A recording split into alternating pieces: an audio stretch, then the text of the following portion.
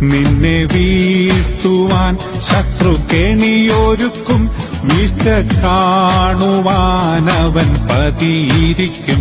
ബലവാനവൻ നിന്നെ പിടിച്ചതിനാൽ ബലമേറും ഗോപുരമതിലണയും. നിന്റെ ശത്രുവിൻ തല തകർത്തതിനാൽ ക്രൂശിൻ ശക്തിയാൽ ജയം ലഭിച്ചതിനാൽ. നിന്റെ ശത്രുവിൻ തല തകർത്തതിനാൽ ക്രൂശിൻ ശക്തിയാൽ ജയം ലഭിച്ചതിനാൽ. നന്മ പ്രാപിക്കും, തിന്മ തൊടുകയില്ല, നിന്റെ യാത്രയിൽ ഖേദം വരികയില്ല. നീ ആഗ്രഹിച്ച തുറമുഖമണയും, കൊടുങ്കാറ്റിനെ അവൻ ശാന്തമാ